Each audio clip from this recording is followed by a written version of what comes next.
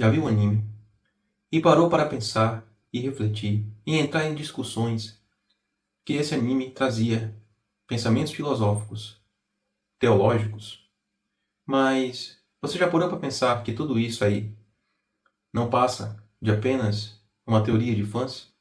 E que no fundo isso pode estar ligado muito mais a um drama pessoal do autor? Pois é, hoje vou conversar com vocês sobre Neon Genesis Evangelion, um anime impactante que fez o terceiro impacto na minha vida.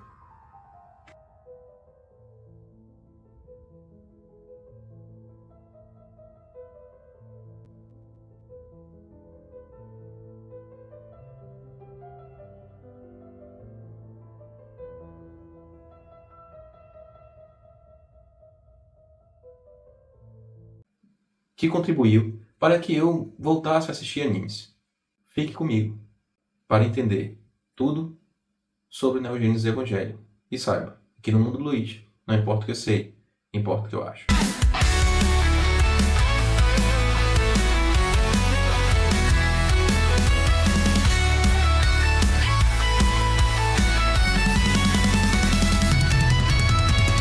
Olá, tudo bem? Me diga uma coisa. Imagine se você fosse criança ainda, tivesse perdido sua mãe, e se você tivesse passado 10 anos sem conviver com o seu pai. E de um dia para o outro, esse mesmo pai resolve entrar em contato com você. Você ia imaginar que, de repente, ele quisesse restabelecer as relações entre vocês, né? Criar um afeto, pedir desculpas por todos esses anos sem contato, mas que ao invés de tudo isso, você se depara com a seguinte missão.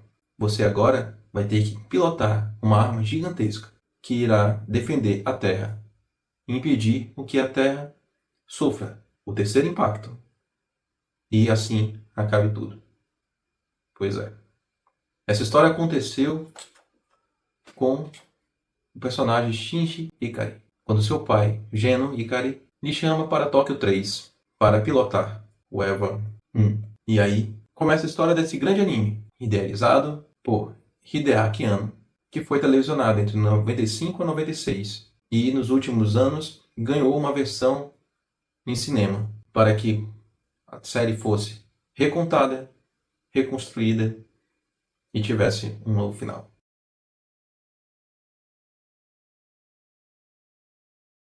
A história de Neon Genesis Evangelion começa 15 anos depois de um acontecimento que abalou a Terra, o chamado Segundo Impacto.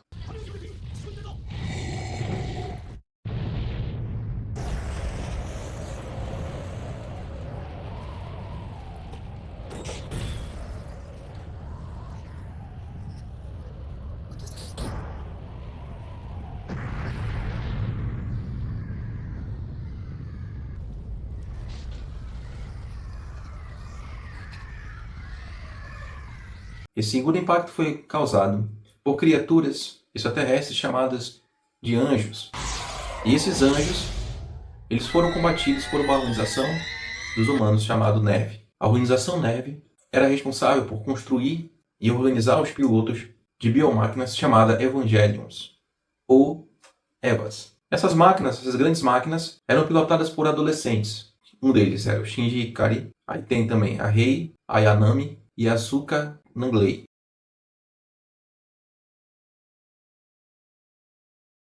A história do Neon Genesis Evangelion tem como pano de fundo dramas psicológicos, simbolismos religiosos e filosóficos. E isso fez com que ela se tornasse famosa. A gente tem a ideia da criação da humanidade, da criação da vida, por meio desses anjos, por meio do Adão que viria para trazer vida para a Terra. A questão é que o Adão não veio sozinho, ele veio com Lilith. E isso criou um problema para os colonizadores do planeta, fazendo com que esses colonizadores mandassem os anjos para que fosse destruída a humanidade, fruto do Adão. E aí, ao longo de vários tempos, teve o primeiro impacto, teve o segundo impacto, e aí para combater, para evitar que um terceiro impacto acontecesse, foi necessário criar essa organização Neve, e os evangelhos. E aí, nessa misturada toda, os elementos que aparecem no anime para contar essa história, elementos do cristianismo, da Kabbalah, do misticismo judaico. Ao mesmo tempo, temos o drama freudiano e junguiano, uma vez que todas essas crianças que participam dos evangelhos, elas têm uma relação conflituosa com os pais. E os evangelhos, eles são máquinas, como eu falei, biomáquinas, que eles são como úteros, os úteros das próprias mães desses personagens. E que eles entram ali, eles entram de volta à mãe, para que eles possam comandar esse grande máquina, grande robô, e aí ter a capacidade de destruir os anjos.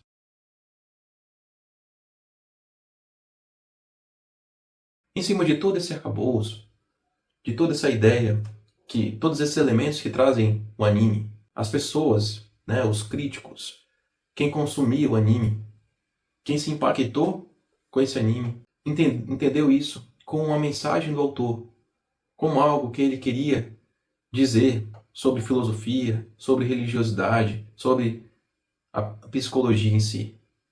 Mas, nos últimos anos, o próprio Hideaki Anno disse que não. Disse que utilizou esses elementos apenas como alegoria, como interesse visual para trazer, para compor ali a sua história.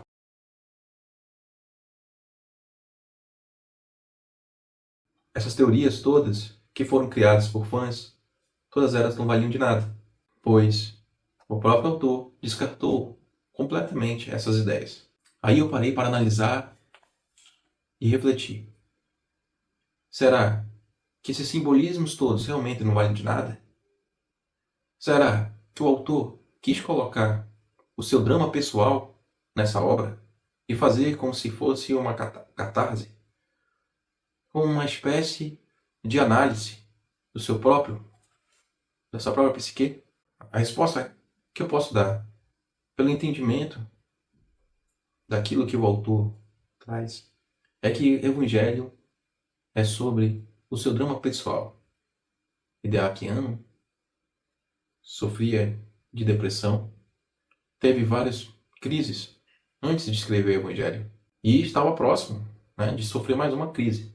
E isso a gente pode verificar nas diversas obras sobre o Evangelho, tanto na série Evangelho, na Gênesis Evangelho, como no filme de 97, The End of Evangelho, que trouxe um final alternativo para a série, como aí também para os filmes, que foram lançados entre 2007 e 2021. 4 filmes, né? Sendo o último Evangelho 3.1 mais 1.0, Thrice Upon a Time. Tudo isso fazendo com que o Evangelho fosse uma obra complexa. Mas e aí, me conta. Tá gostando desse vídeo? Aproveita para deixar um like, se inscrever no canal e fazer aquele comentário do que você acha sobre Neo Genesis Evangelion. Ele causou um impacto em você? E aproveite também para adquirir o nosso e-book, Fundamentos da Economia. Evangelho, então, é um anime que trata muito além de robô, de anjo. Ele vai tratar da alma humana, da capacidade do ser humano de enfrentar seus desafios, como aquelas crianças que vão para a batalha e têm que enfrentar seus próprios monstros, e ali tão jovens e já enfrentando esses monstros, né? Ou, melhor ainda, as pessoas têm que voltar no seu momento infantil, voltar para o útero da sua mãe, para poder encontrar ali a causa de suas questões. Eu também vejo o Evangelho, uma das alegorias do Evangelho, a questão dos kamikazes japoneses. Tendo em vista que no Japão, no período do Segundo Conflito Mundial, o Japão não tinha mais pilotos para utilizar como kamikazes e começou a recrutar crianças para ir a batalhas. O Evangelho me fez pensar sobre isso e me trouxe essa ideia. Ao longo desse vídeo, eu falei como Neo Genesis Evangelion foi um anime que trouxe uma ideia para as pessoas sobre filosofia, psicologia, religiosidade, mas que se pararmos para pensar, se buscarmos a vivência do autor e até mesmo o que ele veio relatar, que Neogênesis Evangelho fala muito além sobre isso. Fala da dor do autor, de uma forma como ele conseguiu trabalhar essa dor e transformar essa dor em arte, transformar essa depressão em uma forma de trazer também um incômodo para nós, para que nós pudéssemos pensar e refletir sobre a nossa humanidade, sobre nossas questões, sobre a capacidade da humanidade, que muitas vezes procura soluções na ciência, como no caso os evangelhos, os Evas, que eram máquinas produzidas cientificamente para combater os anjos, como também na religiosidade, que permeia toda a alegoria do anime, mas que no fundo, como ele mesmo coloca no próprio anime, no último filme lançado sobre Neogênesis Evangelho, que o ser humano buscou a ciência, buscou a religiosidade, mas o que fez com que o ser humano vencesse essa batalha, que aí eu digo que é uma batalha do próprio autor contra a sua doença, que é a sua força de vontade.